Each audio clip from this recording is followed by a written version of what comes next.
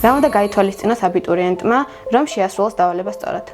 პირველი ტესტი მოსმენის დავალება, ჩემი რეკომენდაცია იქნება დავიწყოთ შემდეგნაირად.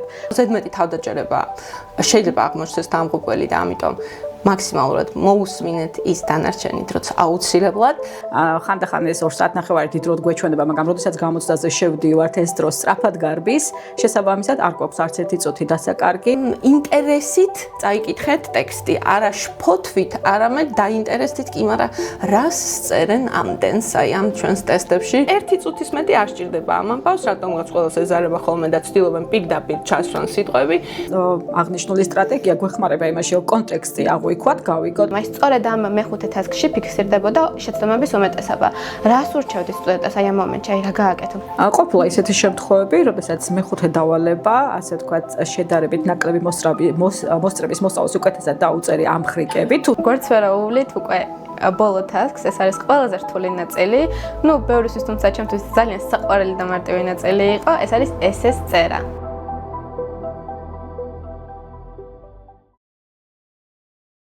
მოგესალმებით ძვირფასო აბიტურიენტებო, მშობლებო, მასწავლებლებო და ყველას, ვინც მომავალი ეროვნული გამოცდებისთვის ემზადებით. დღევანდელი ჩვენი პოდკასტის თემა წინა გამოცდა ციებ-ცხელება, კონკრეტულად ინგლისური ენაში. ჩვენი სტუმრები არიან შორენა და ნინო, რომლებიც უკვე მრავალი წელია აბიტურიენტებს ამზადებენ. გამარჯობათ. გამარჯობათ, მოგესალმებით. მოგესალმებით, მიხარია რომ პატივი მაქვს თქვენ გესაუბროთ. ჩემი მითანაწამყვანია ლიზი და მკვანი უკვე დროა რომ ინტერვიუზე გადავიდეთ. მოგესალმებით, როგორც უკვე ვიცით, ახლოვდება ეროვნული გამოცდები და საჭიროა ვიცოდეთ თუ როგორ წერთ ტესტს. ამისთვის კი ჩვენი სტუმრები, ქალბატონი შორენა და ნინო გაგვიზიარებენ რჩევებს, თუ რა არის საჭირო იმისთვის, რომ აბიტურიენტმა სწორად შეასრულოს დავალება. ქალბატონო შორენა, ინგლისური ენის გამოცდის პირველი ტასკი არის მოსასვენი დავალება. რას გვირჩევთ? რა უნდა გაითვალისწინოს აბიტურიენტმა, რომ შეასრულოს დავალება სწორად? დავიწყოთ დავალება პირველით, რომელიც ნამდვილად ერთ-ერთ რთულ დავალებას წარმოადგენს ინგლისურ ენაში ტესტის წერის დროს. და მაინც რატომ არის მოსმენის დავალება ასეთი რთული აბიტურიენტისთვის? კი, მართალია, ვემზადებით მთელი წლის განმავლობაში ტესტისთვის, უამრავჯერ გვაქვს მოსმენილი, მაგრამ საგამოცდო სივრცე გარკვეულწილად წარმოქმნის სტრესს. შევდივართ გამოცდაზე, გვირიგდება ტესტები, გვაქვს პასუხების ფურცლები და ვიწყებთ მოსმენის დავალებას. ამ დროს რა ხდება? ირთვება ჩანაწერი და სტრესის აღქმამდე უკვე ჩვენი გონება რატომღაც წყვეტს მუშაობას. ამ დროს საჭიროა მაქსიმალურად მოვიკრიფოთ ძალის ხმევა და შევეცადოთ, რომ ფოკუსირდეთ უკვე ტესტურ დავალებაზე. პირველი ტესტი, მოსმენის დავალება, ჩემი რეკომენდაცია იქნება დავიწყოთ შემდეგნაირად. გვაქვს 40 წამი მოსმენამდე და ამ 40 წამის განმავლობაში სასურველია 8 დავალების კითხვები გულდასმით წავიკითხოთ. შეუძლებელია, რომ კითხვებთან ერთად პასუხებზეც გქონდეს დრო, რომ პასუხებიც გადავიკითხოთ, ამიტომ მოდი დავიწყოთ კითხვების წაკითხვით, გაანალიზებით და შემდეგ უკვე მობილიზებული დავხვდეთ ლისენინგის დავალების დაწყებას. კიდევ ერთი რაც უნდა გავითვალისწინოთ არის ის მომენტი, რომ აუცილებლად ჩანაწერი მოვისმინოთ ორჯერ. არ აქვს მნიშვნელობა იმას, რამდენად კარგად გავიგეთ პირველივე მოსმენისთვის დავალების შინაარსი, არსი და რამდენად უკვე კარგად მოვინიშნეთ პასუხები. ძალიან ხშირად სწორედ აბიტურიენტები უშვებენ ხოლმე შეცდომას იმ მომენტებში, როდესაც გადაწყვეტენ, რომ მოусმინონ მხოლოდ ერთჯერ, იყვნენ დარწმუნებულები ღრმად, რომ სწორი პასუხები აქვს და შემდეგ უკვე გადადიან სხვა დავალებისთვის მზაობაზე. ყველაზე მნიშვნელოვანი რჩევა, რაც შემიძლია მოსმენის დავალებაზე მივცეს სტუდენტს, რომ პირველი მოსმენის შემდეგ დაველოდოთ, მოვусმინოთ შემდეგ მეორედაც და გადავიტანოთ უკვე პასუხების ფურცელზე პასუხები შემოვხაზოთ. კიდევ ერთი შემთხვევა, რაც აუცილებლად უნდა გავითვალისწინოთ, არის ის მომენტი, რომ ხანდახან მოსმენის დავალება ისეთი სწრაფად იწყება, რომ გონება ვერ მიყვება ლისენინგის ტექსტს. ამ შემთხვევაში მინდა აღვნიშნო, რომ ტასკები, პირველი დავალება, მეორე, მესამე მიყვება ლისენინგის ჩანაწერს. თუ გამოგრჩა პირობითად მეორე კითხვა და ვერ უპასუხეთ მეორე კითხვას, შეგვიძლია გამოვტოვოთ, გადავიდეთ მესამე დავალებაზე და შემდეგ უკვე მეორედ მოსმენის პერიოდში დავუტრიალდეთ და გამორჩენილ კითხვას უკვე მეტი გულდასმით მოვუსმინოთ. კი ბატონო, მადლობა. ქალბატონო ნინო, რამეს ხომ არ დაამატებდით? ძალიან ამომწურავად ილაპარაკა ქალბატონმა შორენამ. ერთადერთი მე შემიძლია კიდე დავამატო, პრინციპში ყველა რჩევა სწორი იყო, ზედმეტი თავდაჯერება შეიძლება აღმოჩნდეს დამღუპველი და ამიტომ მაქსიმალურად მოусმინეთ ის დანარჩენი დროც აუცილებლად და შეიძლება ვინმეს დაეხმაროს პატარა ჩანაწერების გაკეთება. აი, თარიღი რომ მოგესმება შეგიძლია იქვე ჩაიწეროს, სიტყვა რომ რაღაცა სიტყვას დაიჭერ სახელს ან სათაურს რაღაცას, მსგავსი რაღაცების ჩანიშვნა შეიძლება. ნინომ სწორად აღნიშნა, listening-ის დაწყებამდე მე თქვენ მოგეცეთ რეკომენდაცია იმის შესახებ აბიტურიენტებმა, რომ მაგალითად 40 წუთის განმავლობაში გადახედეთ კითხვებს. ამ კითხვების გადახედვის პერიოდში აუცილებლად მოგხვდებათ საკვანძო სიტყვები. ყურადღება გაამახვილეთ საკვანძო კითხვებზე და უკვე listening-ის პერიოდში ადვილად შეძლებთ, მოსმენის პერიოდში ადვილად შეძლებთ უკვე სწორი პასუხის დაფიქსირებას. შესაბამისად, ამ დროის განმავლობაში საკვანძო სიტყვების დამახსოვრება და მუშაობაც ძალიან ეფექტიანია გამოცდის პერიოდში. დაიჭერთ სწორ პასუხებს. შემდეგი მოდის კითხვითი დავალება, რომელშიც აბიტურიენტმა უნდა წაიკითხოს ტექსტი და თითოეული აბზაცი უნდა შეესაბამოს მოცემულ კითხვებს. ნინო, რა შეცდომებს უშვებენ ძირითადად აბიტურიენტები ამ დავალებაში და რას უნდა მიაქციონ ყურადღება? აქაც მთავარი ამბავი არის კონცენტრაცია. ჩემი დიდი რეკომენდაცია არის ეს. ტექსტი დალაგებულია აბზაცებად, 6 აბზაცი არის და 8 კითხვა არის. უნდა გავითვალისწინოთ, რომ 2 აბზაცი გამეორდება. ერთი პატარა რჩევა მექნება მაგასთან დაკავშირებით, რომ ჯერ სანამ თლიან ტექსტს წავიკითხავთ, შეიძლება წაიკითხოთ A ტექსტი და დაიწყოთ პირდაპირ A-ის კითხვის მოძებნა, შემდეგ B ტექსტი და ასე შემდეგ მაქსიმუმი ექნება 2 პასუხი, ხო, მეტი არ არის. რა თქმა უნდა, მე არ გავუწევდი რეკომენდაციას სიღრმისეულად ტექსტის გააზრებას ამ დროისთვის. საკმარისი არის სწრაფი წაკითხვის ტექნიკა, უფრო მეტი მობილიზება იქნება აქ. ძირითადი შეცდომები აქ სავარაუდოდ არის კითხვას თუ ვერ გაიგებ, ალბათ აქედან გამომდინარე დაიშვება შეცდომა, ამიტომ კითხვების გააზრება ძალიან მნიშვნელოვანი ამბავი არის. ყველა როგორც listening-ში, ისე ამ task-შიც ძალიან მნიშვნელოვანი არის, რომ გაიგო, რას გეკითხებიან in the first place და შემდეგ სწრაფად თუ გინდა ამისი გაკეთება, აბზაცებს ვუწევ რეკომენდაციას და მეტი პრინციპში აქ არაფერი, მგონია, რომ ეს კარგი მოსავალი არის ამ დავალების ქულები, იმიტომ რომ ყველაფერი ცხვირწინ გვაქვს, ასე ვთქვათ, და უბრალოდ უნდა მოძებნო. მეორე სტრატეგიასაც შემოგთავაზებთ task-to-tus შემთხვევაში. მე პირადად რომელსაც ვიყენებ ხოლმე და ჩემს აბიტურიენტებსაც ვურჩევ, რომ ეს სტრატეგია ამართლებს და ძალიან მიზანშეწონილია. ეს არის დროის დაზოგვის სტრატეგია. მოკლედ, პირველ რიგში ვკითხულობთ 8 კითხვას, ვამუშავებთ 8 კითხვას, ვაანალიზებთ და შესაბამისად ვცდილობთ, რომ მეტად ყურადღება გავამახვილოთ საკვანძო სიტყვებზე და დავიმახსოვროთ, რა დეტალებია 8 კითხვაში მოცემული და შემდეგ გადავდივართ უკვე პარაგრაფების კითხვაზე. ეს სტრატეგია გვეხმარება დრო დავზოგოთ, მაქსიმალურად კარგად აღვიქვათ კითხვები, გავაცნობიეროთ და შესაბამისად უკვე უშეცდომოდ აღმოვაჩინოთ მათი პასუხები ტექსტებში. აქ არ უნდა დაგვაუწყდეს ის მომენტი, რომ გვაქვს 8 კითხვა, 6 ტექსტი და შესაბამისად შესაძლებელია, რომ 2 პასუხი გქონდეს ერთ ტექსტში. და როდესაც ვთქვათ, ერთ საკვანძო სიტყვით ვიპოვით ტექსტში პასუხს, არ შევჩერდეთ და უკვე გავაგრძელოთ კიდევ კითხვების დამუშავება, იქიდან გამომდინარე, რომ მეორე პასუხიც ვიპოვოთ. აქაც უნდა გავითვალისწინოთ, რომ ხშირად მოდის ცნობილ ადამიანებზე ეს საკითხები, ან ისეთ მასალაზე, რომელიც თქვენ იცით ისტორიიდან, ან გეოგრაფიიდან, ისეთი საინტერესო ტექსტები მოდის ხოლმე და არ ენდოთ მხოლოდ საკუთარ თავს. აუცილებლად გადაამოწმეთ, ხომ ნამდვილად ეს არის და არ აჩქარდეთ, იმიტომ რომ თქვენ იცით დაუშვათ ამაზე პასუხი და მოულოდნელად შეიძლება ტექსტში სულ სხვანაირად იყოს ეს მოცემული, ამიტომ check გადაამოწმეთ. ფაქტები ავნებთ ხოლმე აბიტურიენტებს და კი ბატონო, ენდეთ საკუთარ ცოდნას, საკუთარ გამოცდილებას, მაგრამ მაინც აუცილებლად double check გადაამოწმეთ ტექსტშიც თუ რაზეა საუბარი. კი ბატონო, მადლობა ძალიან დიდი. ხოლო რაც შეეხება დავალების მესამე ნაწილს, რომელიც ეხება წაკითხulis გააზრებას. რას გვეტყოდით შორენა? რა არის ყველაზე, ესე ვთქვათ, common შეცდომები ამ საკითხთან დაკავშირებით? ყველაზე common შეცდომები, როგორც ლიზი ახალნიშნეთ ამ წუთას არის ის, რომ აბიტურიენტები პირდაპირ იწყებენ ტექსტის წაკითხვას, რაშიც ხარჯავენ ძალიან დიდ დროს. ანუ ჩემი რეკომენდაცია იქნება და საკმაოდ გამართლებულიც ტექსტის წაკითხვა გადავდოთ თავდაპირველად გვერდზე, დავუბრუნდეთ 8 კითხვას, გავაანალიზოთ კითხვა თავისი პასუხებით, რაზეა შეკითხვა, რას გვიკითხება თვითეული მაგალითად წინადადება, თავისი პასუხებიანად და შემდეგ დავიწყოთ უკვე ტექსტში მათი მოძებნა, იმიტომ რომ აქაც შეგვიძლია რომ გამოვიყენოთ სხვადასხვა სტრატეგიები, მაგრამ ყველაზე გამართლებული და დროის დაზოგვის სტრატეგიები არის ჯერ პირველ რიგში კითხვების დამუშავება, მათი პასუხები და შემდეგ უკვე ტექსტზე გადასვლა. იქიდან გამომდინარე, რომ გვაქვს სულ 2 საათნახევარი, ხანდახან ეს 2 საათნახევარი დიდ დროდ გვეჩვენება, მაგრამ როდესაც გამოცდაზე შევდივართ, ეს დრო სწრაფად გარბის, შესაბამისად არ გვაქვს არც ერთი წუთი დასაკარგი, ვიწყებთ კითხვების დამუშავებით და შემდეგ გადავდივართ ტექსტზე. დიახ, მადლობა. და უკაცრავად დავამატებ, აქაც ვითვალისწინებთ საკუნძო სიტყვებს, ვითვალისწინებთ რაღაც მინიშნებებს, რომლებიც შემდეგ უკვე შესაძლებელია იყოს ძალიან პრაქტიკული კითხვის პერიოდში. გასაგებია. ნინო, თქვენ რას დაამატებით? აი,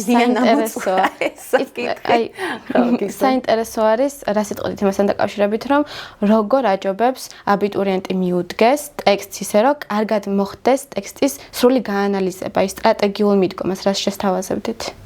აუცილებლად მიმაჩნია მეც, რომ ჯერ კითხვებს გაეცნოს ადამიანი პასუხების მობილიზებისთვის.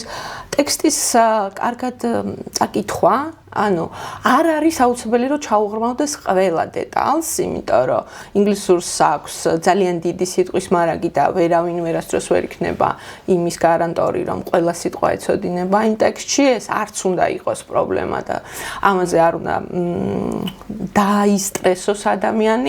ყოველთვის მოახერხებს ძირითადი სიტყვების ფონზე შინაარსის გამოტანას, ანუ მთავარი ამბავი არის, რომ მიხვდე რაზეა ტექსტი. ამის მიხვედრა საერთოდ არ არის ძნელი, თუ რა თქმა უნდა სტრესი იქნება აქ და ეს ამაზე მუშაობა დაგჭირდებათ, იქონიეთ წყალი, როგორც კი ცოტა იგრძნობთ ნერვიულობას მოსვით, ჩაისუნთქეთ ღრმად, ეს შველის ხოლმე მეტნაკლებად. და ინტერესით წაიკითხეთ ტექსტი, არა შფოთვით, არამედ დაინტერესდით კი, მაგრამ რას წერენ ამდენს აი ამ ჩვენს ტესტებში, რომელსაც ჩვენი ბედი ხელთ უყრია. მადლობა. თან ეცეთ მთელი წლის განმავლობაში აბიტურიენტები მუშაობენ სხვადასხვა ტესტებზე, მუშაობენ სხვადასხვა მასალზე, ტექსტის გააზრებაზე. მათთვის ეს არ არის ახალი და არ არის მათთვის რაღაცა ისეთი დავალება, რომელიც აქამდე არ გაუკეთებიათ და არ უმუშავიათ. მთავარი არის ის, რომ უბრალოდ თქვენ ზიხართ საგამოცდო სივრცეში, ოთახში, გაქვთ თქვენი მერხი, გაქვთ თქვენი სკამი და მუშაობთ ტესტზე.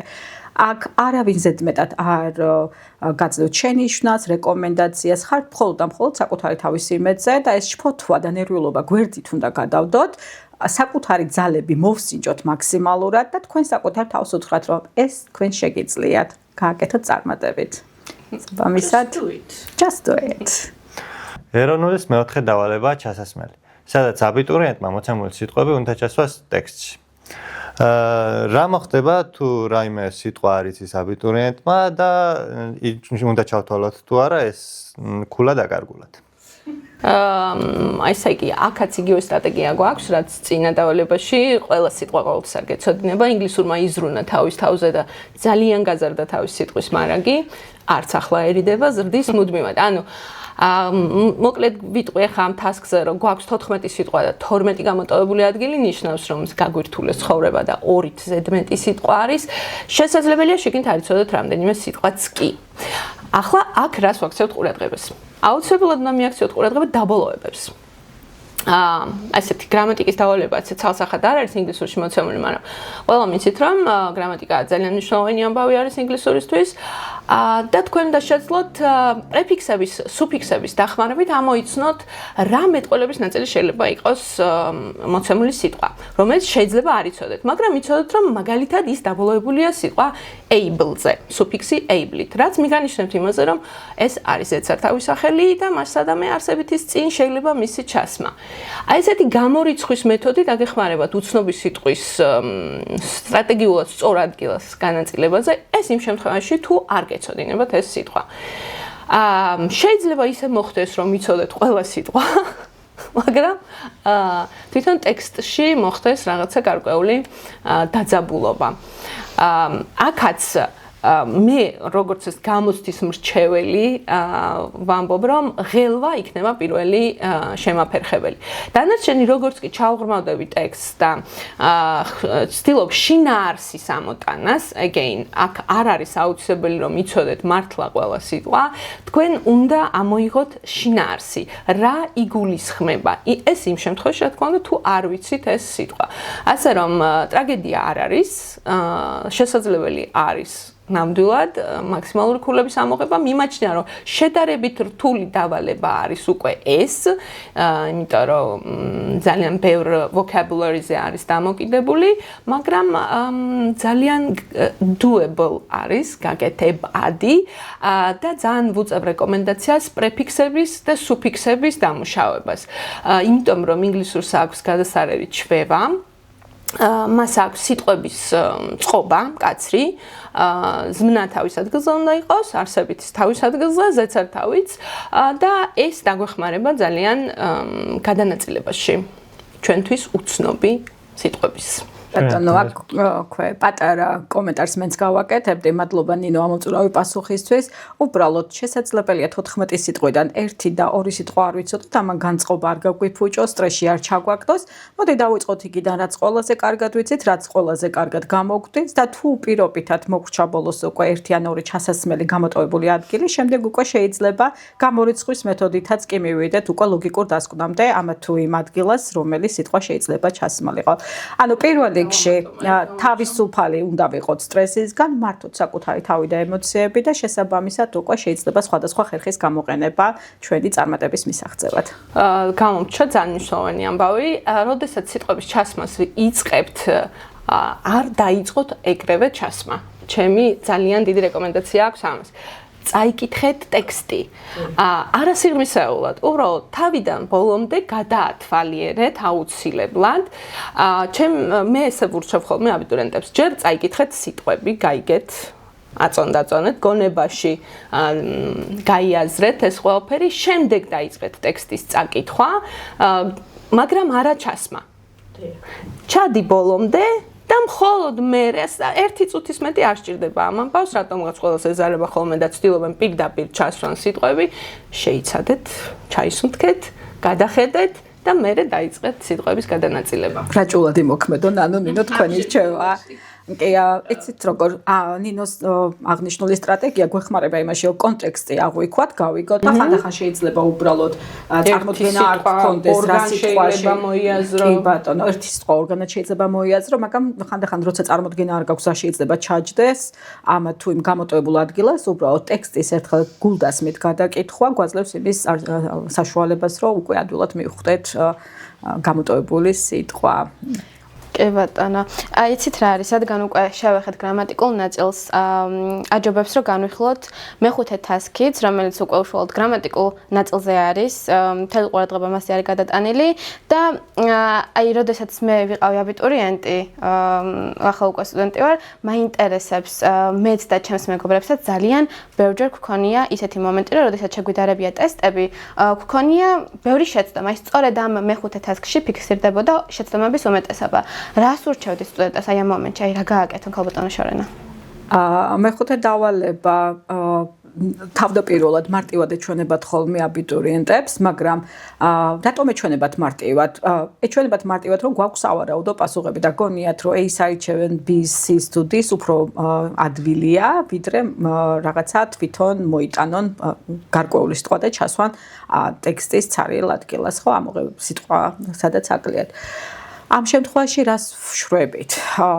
ვკითხულობთ ძალიან კარგად მოცემულ ტექსტს, შესაძლებელია რომ მთლიანი ტექსტი არ წავიკითხოთ და წავიკითხოთ წინადადება და ვაკვირდებით იმას თუ რა უნდა ჩავსვათ წინადადებაში. ეს და რა თქმა უნდა, ამავე დროს ვაკვირდებით მოცემულ 4 ვარიანტს, ხო? პირველ რიგში ყურადღება უნდა გავამახვილოთ იმაზე, რომ ამ აღნიშნული ტიპის დავალებაში საუბარია task 5-ზე, ანუ task მე-5-ზე, ძირითადად ჩასასმელი გვაქვს კავშირები, გვაქვს ჩასასმელი არტიკლები, წინდებულები და reflexive pronouns, ხო? და ამ შემთხვევაში რა ხდება ის, რომ უნდა გავიაზროთ კარგად, რომელ სიტყვას შეიძლება რომელი წინდებული მოყვებოდეს, ან რა ჭირდებოდეს, არტიკლი ჭირდება, ფრაზა, ფრაზული ზმნა, უბრალოდ არის სიტყვა, რომელიც გარკვეულ კონკრეტულ სიტყვას მოითხოვს. ჯერ ამ კუთხითაც შევხედოთ, დავამუშაოთ და შემდეგ უკვე გადავიდეთ სხვა საკითხზე. აი მაგალითად, თუ ვიცით, რომ ჩვენ გვაქვს მოცემული such, ხო? such ვიცით უკვე ავტომატურად რომ მოყვება such as. აღარ ჭირდება იმას არჩევანი, მაგალითად, რა ჩავსვათ but, that, as or თუ ასე შემდეგ such as პირდაპირ მიმანიშნებელია, ხო? გვაქვს კიდევ მაგალითად ასეთი დავალება as რაღაცა სიტყვა ჩასმული და გამოტოვებულია თქვათ რაღაც ერთი ადგილი. უკვე ვიცით რომ as-ი არ შეიძლება იყოს დამოუკიდებლად და გვჭირდება as long as და ასე შემდეგ. ანუ უნდა მივაქციოთ ეს გრამატიკულ სტრუქტურებსაც ხოლმე ყურადღება იმისთვის რომ მაქსიმალურად სწორად შევძლოთ შედეგის დადება. იქიდან გამომდინარე, რომ მართლაც ხანდახან დამაბნეველია ხოლმე და ერთ სიტყვა შეიძლება მოყვებოდეს რამოდენიმე სახის წინდებული. ამ შემთხვევაში უკვე კონტექსტიდან უნდა ვივარაუდოთ, რომელია სწორი პასუხი. თუ ვიტყვით მაგალითად look at, look for, look after, რა თქმა უნდა, ერთი სიტყვა სამი სხვადასხვა წინდებულით, მაგრამ კონტექსტურადაც აუცილებლად უნდა გავითვალისწინოთ სწორი ფორმა, რომელიც შეიძლება იყოს. დიახ, აი მაგაზე დავამატებდი, რომ უმეტესობა მათ შორის მეც დავალებას როდესაც წერდით, ხდებოდა ისე, რომ იწერებოდა უფრო ჟღერადობის მხრივ, ვიდრე კონტექსტური მხრით, ასე რომ ვთქვათ. ჟღერადობის მხრივაც გეტყვით, ეს პატარა ხრიკია, რომელსაც ახლა პირადად მე როგორც მასწავლებელი არ ვეთანხმები, მაგრამ ხანდახან არის ხოლმე რომ ყავს შედარებით სუსტი აბიტურიენტები, რომლებსაც მხოლოდ ერთი წელი მოუწიათ მასწავლებელთან სიარულის სკოლაში, რატომღაც ცოტა წაუზარმაციათ და ამ შემთხვევაში რთულია, რომ ერთბაშად ამხელა მასალა, რაც პროგრამით არის გათვალისწინებული, აითვისონ. აი ამ შემთხვევაში ყოფილა სიტუაცია, როდესაც მე მithქვამს, რომ იცი, აი მოდი ეხლა, კარგი, აქ ვერ ხვდები როგორ უნდა, რომელი სიტყვა უნდა აირჩიო, რა უნდა ჩასვა. აბა მოდი ჟღერადობით ხო არ გვეცა და რომელი უკეთ მოუხდებოდა, ხო? სხვათა შორის მინდა გითხრათ, რომ გაამართლა და ამართლებს ეს მოდელიც, მაგრამ მხოლოდ იმ შემთხვევაში, როდესაც უკვე გამოვვალ მდგომარეობაში ვართ და არ ვიცით სწორი პასუხი და უბრალოდ გვიწევს, რომ რაღაცა კუთხით მივხვდეთ რა ჩავსვათ, ან რა შევხვაზოთ. კი ბატონო, მადლობა. სტრატეგიას ვეძახი ყურსენდე. იმიტომ რომ დღევანდელი თინეიჯერების ცხოვრებაში ინტერნეტში მოცემული კონტენტი ძირითადად არის ინგლისურენოვანი და ამას ბავშვები უსმენენ, გებულობენ, იმიტომ რომ მათ რაც აინტერესებს ყველაფერს ძალიან კარგად იგებენ.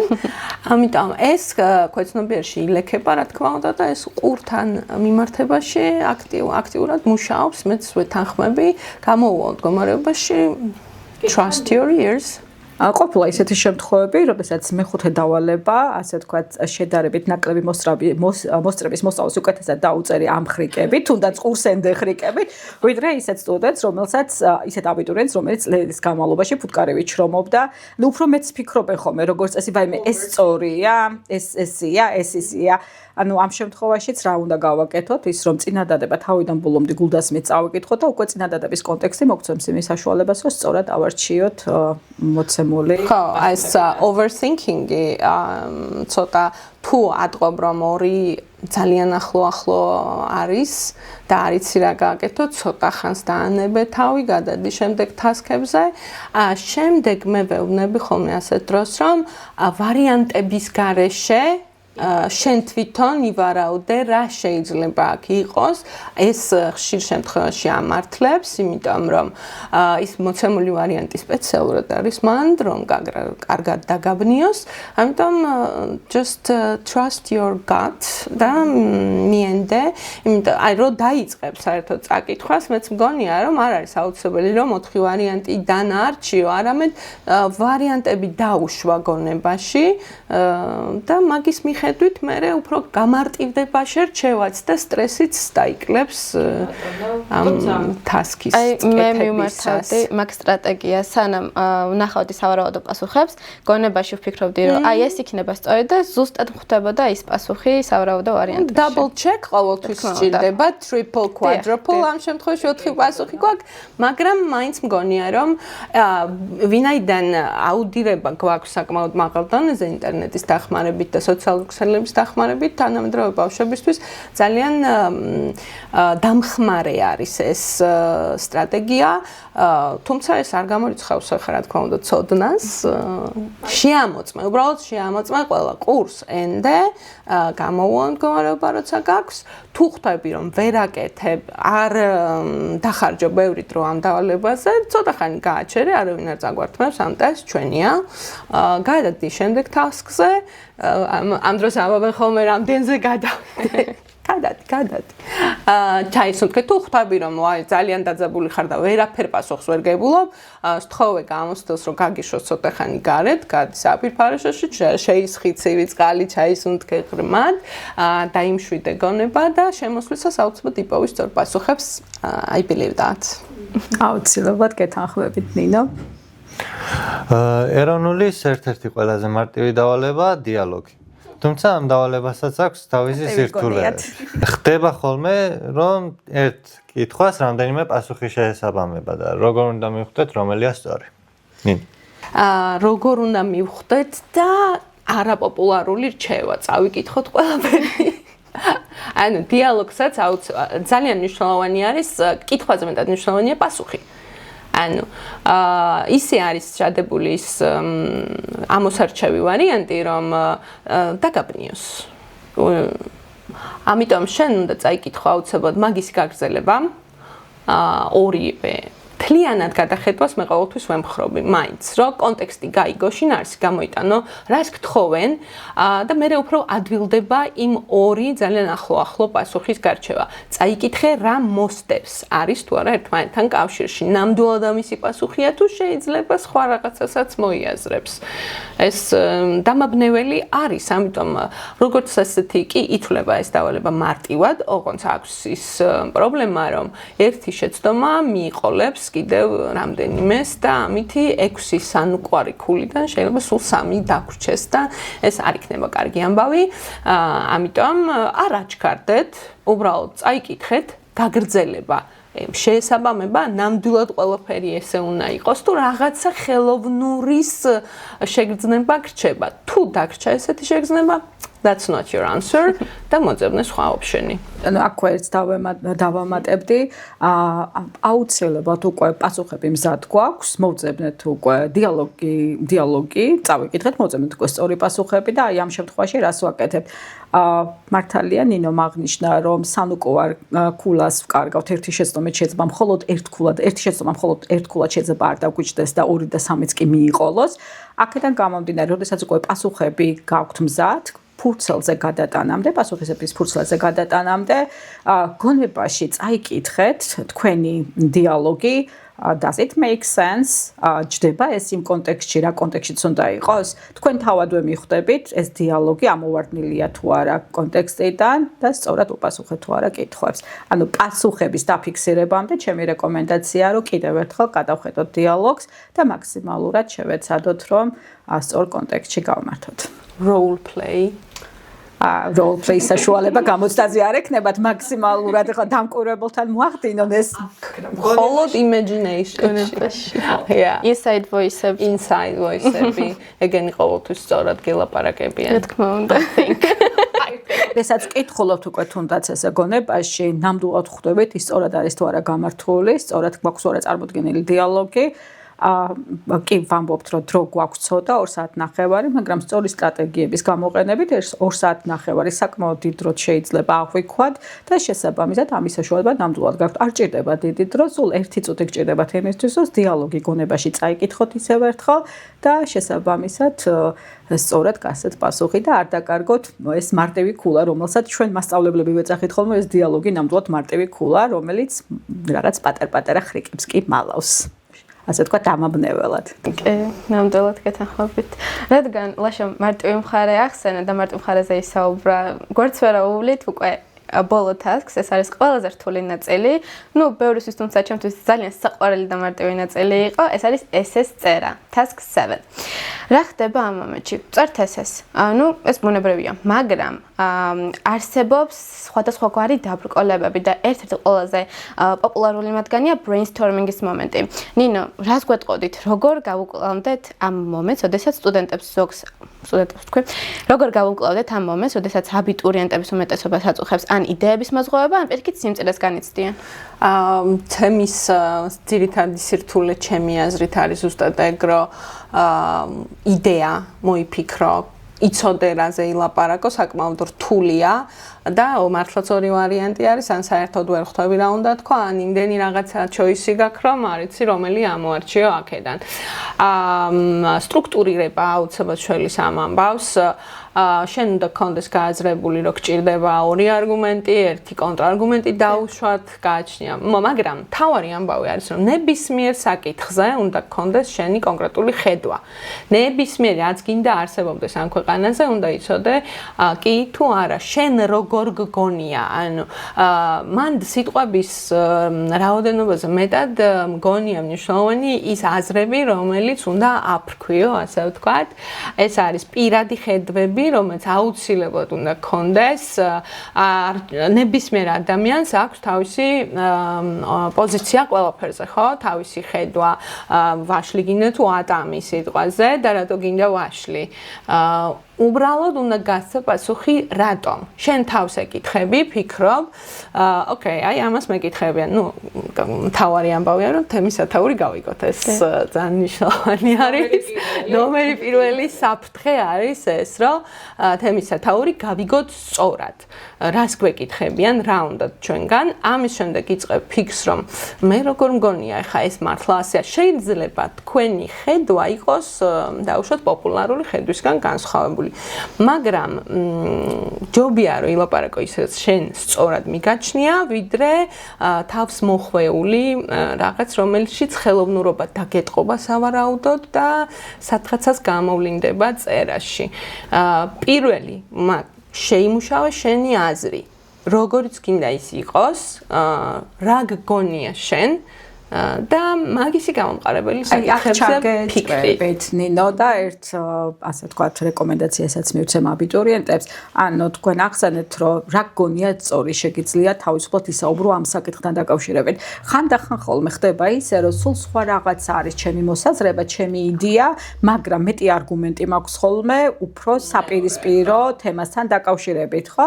აი ამ შემთხვევაში აბიტურიენტებო თავისუფლად შეგიძლიათ თქვენი მოსაზრება უბრალოდ გვერდზე გადაადოთ, გაქვთ მეტი არგუმენტი, რასაც უფრო უკეთესად გაამყარებთ თემის წერის დროს და შეგიძლიათ თემაში ესეც გამოიყენოთ. აი მანდ მივდიოდი მეც, რომ შეიძლება ვაშლზე უკეთესი არგუმენტები გაქვს, მაგრამ შინაგანად ატამი გინდა, ხო?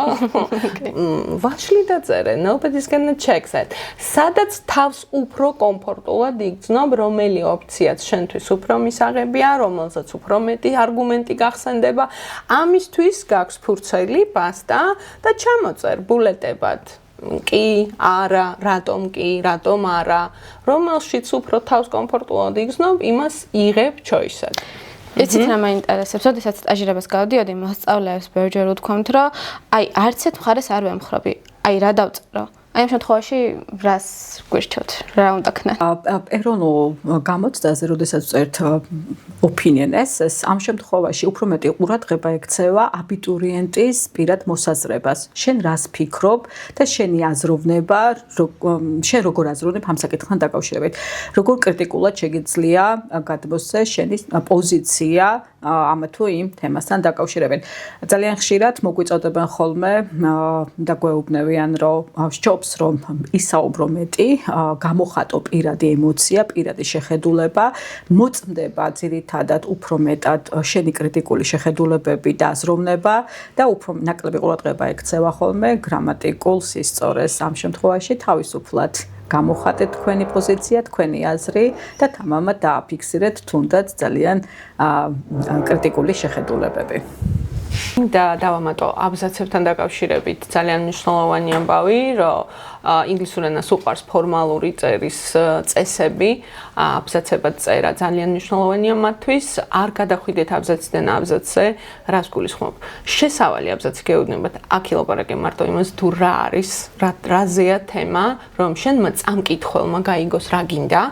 ხო, უნდა წარმოისახო ვისთვის წერამ ეს ხომ არ არის მეგობრისთვის მიწერილი, ხო? ანუ ფორმალური სტილი უნდა იყოს დაცული, პირველ აბზაცში უნდა ითქვას რაზე არის, აქვე შეგიძლიათ დააფიქსიროთ თქვენი პოზიცია და შემდეგ მეორე და მესამე აბზაცში დაიწყოთ მათი გამყარება, მაგრამ ძალიან მნიშვნელოვანია დაამთავრე აბზაცი ერთი აზრი ჩამოაყალიბე თუ ამატებ, ეგეც მანდვე მოაგვარე და მხოლოდ მერე გადადი შემდეგ აბზაცზე, flow ჰქონდეს, რომ აბზაცები ერთმანეთში არ აიზილოს, ერთი საკითხი აქ დამთავრდეს, მეორე საკითხი აქ დამთავრდეს, ბოლოს გადადიხართ მეოთხე შემაჯამებელ აბზაცზე, აქ დავამატებ, რომ 4 აბზაცი იქნება 5 თუ 3, მაგას არ აქვს არსებითი მნიშვნელობა, მთავარია იყოს შესავალი, მთავარი ნაწილი დასკვნა.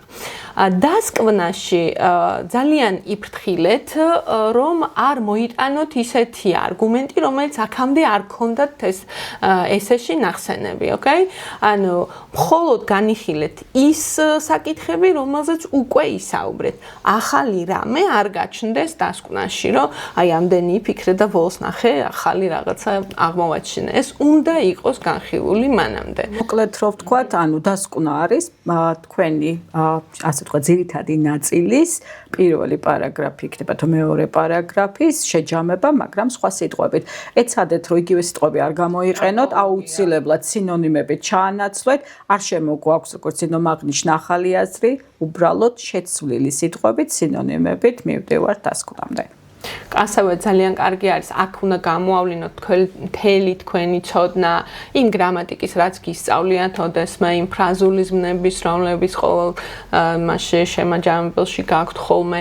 აი, რაც შეძება კარგი ლექსიკა. აი, მაგალითად, თუ რაღაცის თქმა გინდა, რომ რაღაცა არის კარგი, ახლა, good-ს, გამოიყენებ და რამე უფრო ესეთი წონიანი სიტყვა brilliant გამახსენდა, უცებ, არა, ხუმრობით, მაგრამ რაც უფრო კარგი ლექსიკა იქნება, მით მაღალი იქნება ქულა შესაბამისად. ოღონდ თუ ეს ხელოვნურად გამოგივათ, ისევ good-ს დავჯერდეთ და ისეთი სიტყვები გამოიყენეთ, რომელიც თქვენთვის ნატურალურად იოლად მოდის. ასევე თავიდან აირიდეთ კლიშეები დიდი რაოდენობით. 1-2-ს არაუშავს, მაგრამ თლად ამაზე იქნება ეს თემა, მანდ ფიქსირდებოდეს უფრო პოზიცია თქვენი, აი იტყვი რაღაცას კი არ შემოაგდო უბრალოდ და წახვიდე მე არა იქვე დაამაგრე რატომ გგონია ასე რატომ თვლი რომ ეს ასეა აუცილებლად ახსენით იქვე ჯობია იყოს მარტივი ლექსიკა და სწორი ნატურალურად ამოსაკითხი წინადადებები ვიდრე ჩახლართული სიტყვებით თავს და ბოლოს რო ვერ გაიგებ და აუცილებლად და კალიგრაფიასაც თუ ლამაზად გაკეთებთ მგონია რომ ეს გავლენას იქონიებს გამსწორებლის განწყობას შემნაირს და ნამდვილად იმოქმედებს ასე თქვა ასეთული საკითხია ვფიქრობ კი შეეცადეთ ნუ იქ გაგაფრთხილებენ რომ არ უნდა გადახვიდეთ ზღვარს იქით სიტყვების რაოდენობაც მაქსიმალურად ჩაატიეთ საშუალო 150-ში და ნუ გადაავსებთ თუ მით უმეტეს კლიშეებით იქნება ეს ყველაფერი ჯობს იყოს 150 მარტივად ნაზრევი თქვენი საკუთარი ოპინიონები. აქვე მინდა გაგამხნევოთ, რომ თუ რაღაც სიტყვა შეგეშალოთ და უბრალოდ გადახაზეთ, ან ცუდი კალიგრაფია გაქვთ, რაც დღევანდელ თაობას ახასიათებს, ეს რა თქმა უნდა თქვენ ქულაზე და შეფასებაზე არ იმოქმედებს. ყურები არ ჩამოყაროთ, გაიღიმეთ და წარმოიდგინეთ, რამდენად დიდი სატანჯველი ელოდება თქვენს გამსწორებელს ეროვნულ გამოცდაზე იმისთვის, რომ სათანადოდ გაასწოროს თქვენი თემა. მაგრამ ერთ პატარა რეკომენდაციასაც მივცემ აბიტურიენტებს. ხანდახან არის ხოლმე რომ ჩვენ ვწერთ ჩვენ თემას, ჩვენ ვართ კმაყოფილები, ვამბობთ რომ მე და როგორი კარგი თემა დავწერე და გონია რომ მეორედ გადაკითხვა არ ჭირდება. პირიქით იქამდე სანამ გადათეთრებას დავიწყებთ, შევხედოთ ჩვენ თემას, proofreading-ი გაუკეთოთ, წავიკითხოთ კიდევ ერთხელ, შევამოწმოთ არტიკლების სწორად გვაქვს გამოყენებული თუ არა, წინდებულები რამდენად შესაბამისობაშია. ძალიან ხშირად შეცდომას უშვებენ ხოლმე აბიტურიენტები, როდესაც მხოლობით რიცხვშია ზმნა, მრავლობით რიცხვში არსებითი სახელი და ამ შემთხვევაში ყურადღება მიაქციონ, რომ verb და noun agreement-ი სწორად იყოს გამოყენებული. არ ჭირდება დიდი დრო გადაკითხვას იმისა თუ რა დაწერეთ და დამიჯერეთ, შეგიძლიათ დღეიდანვე სცადოთ და გამოიყენოთ სტრატეგია, თქვენვე გადაამოწმეთ თქვენი თემა, რაღაცა 2-3 წუთის მერე და ადვილად აღმოაჩენთ იმ მარტივ შეცდომებს, რომელიც შეიძლება გაგეპაროთ თემის წერის დროს. წერტილი დიდიასო, წერტილი დიდიასო. წერტილი დიდიასო, რომელიც ძალიან ხშირად ავიწყდებათ ხოლმე და აუცილებლად ის რომ ჩვენს წაკითხვა მარტო მაგას. მეტი არაფერს არ დააკვირდეთ. წერტილი არის, დიდიასო წერია. ოკეი. კი ბატონო, და კიდევ ერთხელ შეგიძლიათ ინტერნეტშიც მოიწიოთ მაგსწავლებელსაც კითხოს, გვაქვს ჩვეულებრივი ჩამონათვალი, პატარა სია, ლისტი, სადაც აუცილებლად ჭირდება სასვენი ნიშნები, მაგალითად პირობითად firstly we use comma და ასე შემდეგ, თუ სამაფის შემდეგაც გვჭირდება, რა თქმა უნდა, მძიმე. არის ასეთი ჩამონათვალი, უამრავი შეგიძლიათ ნახოთ ინტერნეტში და გამოცდაზე გასვლამდე გადახედეთ კიდევ ერთხელ, რომ გაიმეოროთ უბრალოდ სად შეიძლება გამოიყენოთ სასვენ ნიშანი, სად შეიძლება და სად აუცილებლად გვჭირდება სასვენ ნიშნის გამოყენება. სწორედ მანდ დამაყდა სავარაუდოდ ჩემი ერთადერთი ქულა გამოცდის წერისას. სი, პატარა და ამიტომ ნამდვილად ყურადსაღებია. ხო, ანუ მე ვეუბნები ხოლმე რომ წაიკითხე ერთხელ, ანუ წაიკითხე არა, უბრალოდ გადახედე ერთხელ, შეამოწმე ყველა წერტილი, გადახედე ერთხელ, გადააკონტროლე მარტო არტიკლი. მარტო ეს-ის დაბოლოება, იმიტომ რომ დასანანი იქნება ესეთი კარგ ფილოსოფიური ნამუშევარში ქულა დაგაკლდეს ეს-ის გულისთვის. ნამდვილად. Not good. და ტესტის წერისას მოსასმენის გაკეთების მერე რას ურჩევდით მოსწავლეებს, რომ ჯერ დასვენებულ გონებაზე ესე დაწერონ თუ მიყვნენ ტესტის თერმინდერობას? Okay, ეხა ამასთან დაკავშირებით ეს არის სუფთად ინდივიდუალური. ჯერ ერთი მე ყველას ურჩევ რომ საერთო გამოცდაზე გავლენ Nike-ის ვებგვერდზე დევს უამრავი ნიმუში წლების განმავლობაში რაც დაიწერა და აუცილებლად მისთვის კომფორტული როგორიც იქნება.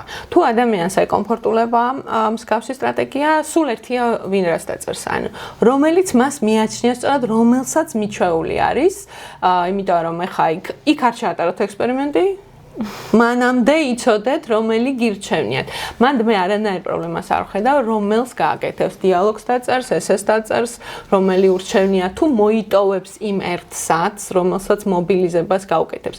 მე პირადად გავყვებოდი ტასკებს. პირადად ჩემთვის რო იყოს, იმიტომ რომ მირჩენია ერთი საათი მთლიანად თემაზე ვიყო ორიენტირებული და ჯიბეში მენდოს დანარჩენი 54 ქულა, ხო? ამიტომ ვფიქრობ, რომ ჯერ ტასკები და მერე ესე და თანაც ტასკებში რა იცი რა გამოგადგეს ესესთვის. კი. ამ დროს სიტყვებსაც ვიმეორებ ტასკების კეთების დროს და შესაბამისად რაღაც ფრაზა მოგვივა, თავში რაღაც ახალი ინფორმაცია გაგვიჩნდება და შემდეგ ეს ინფორმაციაც გვეხმარება ესეს წერაში.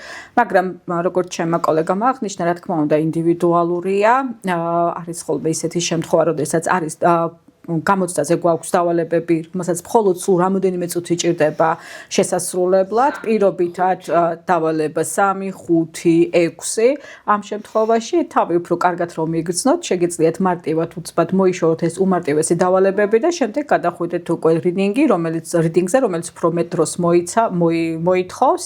და ბოლო დრო უკვე შემოვინახოთ მხოლოდ ესესთვის, ანუ ესეს წერის დაწყება თავიდან არ მიმაჩნია სწორ სტრატეგიად, იქიდან გამომდინარე, რომ ხანდახან, როდესაც გვინდა რომ კარგად დავწეროთ და ვხედავთ, რომ არ გამოგვდის ესეს წერა, ამ შემთხვევაში ვიბნევით, ვნერვიულდებით და ჩვენი ასე ვთქვათ, კონცენტრაცია საერთოდ სხვაგან გარბის ხოლმე და პირიქით მე ვიტყოდი, რომ ესეს წერის დაწყება თავში უფრო ცუდიც არის ვიდრე კარგი. ეხლა კი გადავიდეთ შემდეგ თემაზე, რომელიც არის პატარა თამაში, რომელსაც ქვია მითი თუ რეალობა. ჩვენ ვიტყვით რაიმე წინადადებას, რომელსაც ფიქრობენ ძირითადად აბიტურიენტები და თქვენ გვიპასუხებთ თუ ეს რამდენად სწორი არის.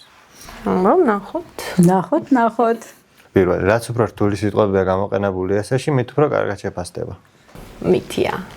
ხო, იმიტომ რომ ანუ რა თქმა უნდა, თუ C1 ლეველის სიტყვებს იყენებ და ეს კარგად გამოგდის და შენ თვლი რომ ხარ C1 ლეველზე, ჩვენ ბუნებრივად გამოიყენებ ამ სიტყვებს. ეს მე ვახსენე მანამდეც ჯობია გამოიყენო მარტივი ლექსიკა, B1 დონე მოწმდება, აქ შეგახსენებთ, ეს მნიშვნელოვანი ამბავი არის, რომ B1-ზე მოწმდებით. ეს არ გამორიცხავს ბუნებრივია რთული სიტყვების გამოყენების საჭიროებას, უნდა გამოიყენოთ თუ ის გაქვთ. თუ არ გაქვთ და ეს ხელოვნურად უნდა ჩაჯდეს იმ თემაში და ბოლომდე არ ხართ ამ სიტყვებში დარწმუნებული, მაშინ ჯობია თავიდან აირიდოთ. ოღონდ როდესაც არის ახლა მარტივი ლექსიკა და უკეთესი ლექსიკით დაწერილი ორი კარგი თემა, უკეთესი ლექსიკა ჯობს, უფრო რთული სიტყვები. ოღონდ რთული სიტყვები ცალსახად ესეში, სადაც აზრები ნაკლებად არის გამოხატული და ხედვები, რთული ლექსიკა არაფერს არ შვება სამწუხაროდ. ჩემი აზრით. კი ბატონო. მეორე, მითია თუ რეალობა, რომ ესე გეგმის garaშე უკეთესად უფრო ბუნებრივად იწერება? No. არა, მე ანუ მიდიხარ გეგმის garaშე მიდიხარ და დასკვნაში წერ რაღაცა საღოცერება ახალს. ოღონდ ზევით არაფერი არ გიწერია. ხო? ანუ ესე გეუბნება ჯერ მოიფიქრე და მერე დაიწყე წერა, თორემ აღმოაჩენ ამერიკას დასკვნაში და იქნება ახალი არგუმენტი აუცილებლად. მე კიდევ დამავიწყდა წეგან მე თქვა ესესთან დაკავშირებით 10 წუთი გამოყავით მინიმუმ მხოლოდ ფიქრისთვის. მინიმუმ 10 წუთი მაინც სჭირდება ფიქრს. არ დაეძგეროთ პირდაპირ პასტას და პურცელს და არ დაიწყოთ ეგრევე წერა. არა. იფიქრეთ, ეს არგუმენტი, ეს არგუმენტი ჩამოითვალე, მიიწერე. თითო სიტყვით არ არის აუცილებელი ახლა გეგმის დაწერა, ახლა ესეთი აუცილებლობა არ არის, მაგრამ აუცილებლად მოგქონდა გონებაში მინიმუმ და ისე არ დაიწყოთ არავითარ შემთხვევაში. თავარია რომ პარაგრაფებისთვის კონდეს ერთი key sentence, რომლის განვითარებაც უკვე გვექნება შემდეგ პარაგრაფში. გეგმის garaშე როგორ თქმა უნდა. თუ მოფიქრებული არ აქვს, ხო? ასე რომ მითია, გეგმა აუცილებელია. მოღოთ გეგმას რას ვეძახით? ხა ეს გეგმა აუცილებელი ნამდვილად არ არის რომ ჩამოწერო სკოლაში გაყოფილი არ უნდა იყოს მაინც და მაინც. შეიძლება არაფერი არ გეწეროს, მაგრამ თავში გქონდეს მოფიქრებული ყველაფერი. ესეც გეგმა იქნება. მითია თუ რეალობა, რომ წინა დღეს ზედმიწევნით უნდა გადავიმეოროთ ყველაფერი? მითია. წინა დღეს, გამოცდის წინა დღეს აუცილებელია გადავდოთ ყველაფერი გვერდით. გნებავთ გადავყაროთ, არც ეს არ არის პრობლემა. მოვიშოროთ ფიქრები გამოცდაზე.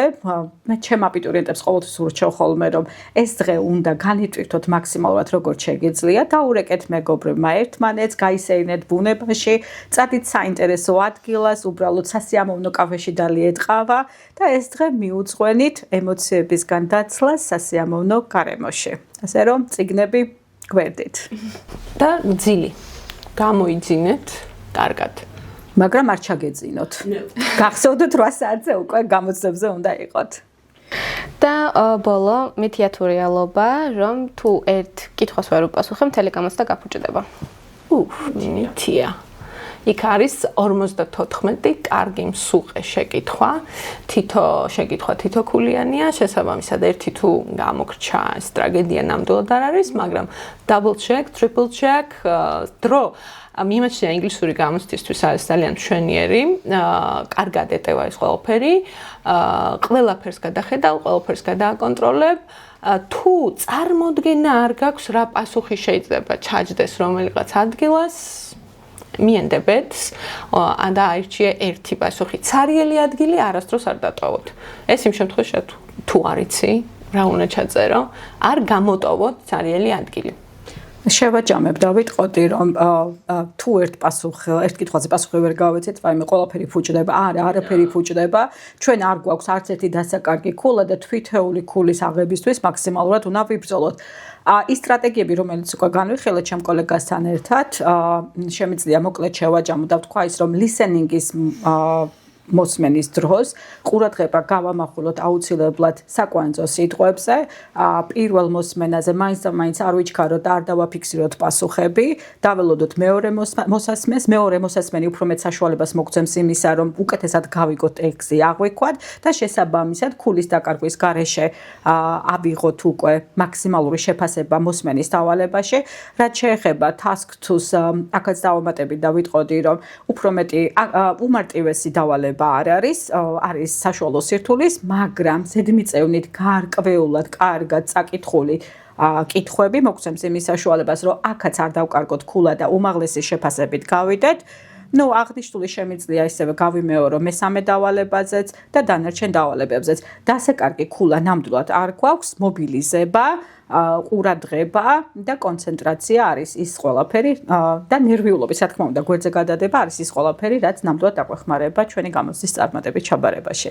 მადლობა და კიდევ ერთი კითხვა მექნება თქვენთან ნინო შორენა. ახლა რომ გადიოდეთ ინგლისური ენის ეროვნულ გამოცდაზე, ხო? რას ეტყოდით თქვენ თავს და რას ეტყვით აბიტურიენტებს? ჩემ თავს ვეტყოდი იმას, რომ მთელი წელი საკმაოდ ბევრი იშრომე იმისთვის, როგორც აბიტურიენტმა, რომ შენ ეს შეძლო საკმაოდ წარმატებით, მექნებოდა საკუთარი თავის მეტი თვითრწმენა და ვეცდებოდი, რომ ყოფილიყავი მეტად კონცენტრირებული, ნერვიულობას გვერდზე გადავდებდი და დავუმტკიცებდი საკუთარ თავს, რომ შენ ეს შეგიძლია. მე გავხსენებ ერთ შემთხვევას, როდესაც მე გავედი საკმაოდ რთულ გამოცდაზე და მოხდა ისე, რომ რაღაც საკითხები არ გამახსენდა მართლა. გადავშალე ტესტი და რაღაცნაირად ისე მოხდა, რომ არც ერთი საკითხი არ მეცნო.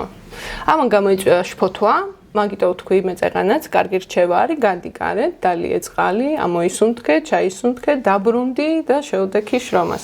არ ვიცი ეს რამდენად გამოგადგებათ, მაგრამ ყოველ შემთხვევაში ვეთანხმები შორენას, რა თქმა უნდა, მთელი წელი შრომობ, ამდენი ტესტი გაქვს გაკეთებული და take it easy, იმიტომ რომ იქ დაუძლეველი მართლა არაფერი არ არის.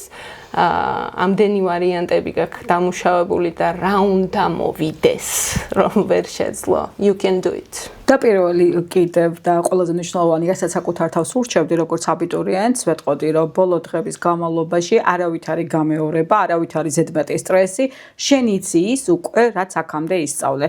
შეუძლებელია, რომ ერთ დღეში და ორ დღეში რაღაც ახალი კიდევ ისწავლო, პირიქით თავში აგერევათ უამრავი რაღაცა, ძველი, ახალი, ქაოსი შეიქმნება, შესაბამისად არანაირი ზედმეტი ინფორმაცია, სიმშვიდე, სიწყნარე, ბუნებაში ყოფნა, მეგობრებთან ერთად განტვირთვა. გამოცდებამდე ისიც ხდება ხოლმე, რომ მშობლები უფრო შფოთავენ და ნერვიულობენ, ვიდრე ბავშვები და რა შეტყოდით თქვენ ამ მშობლებს? მშობლებს ვეტყოდი, რომ მაქსიმალურად მხარი დაუჭირონ საკუთარ შვილებს, გაამხნებონ, წაახალისონ და უთხრან, რომ ისინი ნამდვილად არიან უნიკალურები, არიან განუმეორებლები და მათ შეუძლიათ საკუთარი იმედი ჰქონდეთ გამოცდებზე. ყოვლად დაუშვებელია, როდესაც მშობელი უფრო მეტად სტრესავს ბავშვს და ეუბნება, რომ წიგნი გადაშალე, გაიმეორე, ხლა რა საკეთებ, ხვალ გამოცდა გაქვს და შენ რატო ზიხარ ასე და ასე შემდეგ. პირიქით, ვეცადოთ, რომ ძალიან მეგობრულად ვიყოთ განწყობილები და ის საგამოცდო სტრესი და შფოთვა ჩვენ არ გაუღრმაოთ. ისედაც შარში ისედაც მართლა ძალიან ნერვიულობენ და მშობლის მხრიდან ნერვიულობა ზედმეტი მგონია. მშობელმა უნდა ასევე გადადოს ბავშვის წიგნები, თვითონაც გავიდეს გარეთ, ჩაისუნთქოს ღრმად და რა ვიცი, გავყვეს მეორე დღეს ბავშვს ან არ გავყვეს და გაუშვას. ალბათ უფრო გაშვებას ჯობს ხოლმე იქიდან გამომდინარე. და გაჩნია ახლა თუ ბავშვს უნდა რომ იქ ყავდეს მშობელი მხარდამჭერად გაყვეს თუ არა დაანებეთ თავი, ისინი მიხედავენ თავიანთ საქმეს. კი ბატონო. დღევანდელმა ინტერვიუმ ფიქრობ საკმაოდ საინტერესოდ ჩაიარა. ამისთვის კი მადლობა შორენას და ნინოს, რომ არ დაეზარეს და გაგვიზიარეს თავიანთი გამოცდილება, ასევე გაგვანდეს პატარ-პატარა ხრიკებიც. მადლობა მათ და მადლობა თქვენ აბიტურიენტებო, რომლებიც ახლა გვიყურებთ და გვისმენთ და გისურვებთ წარმატებებს. დიდი მადლობა მოწვევისთვის. ჩემთვის დიდი პატივი იყო. All the best luck to you. წარმატებები.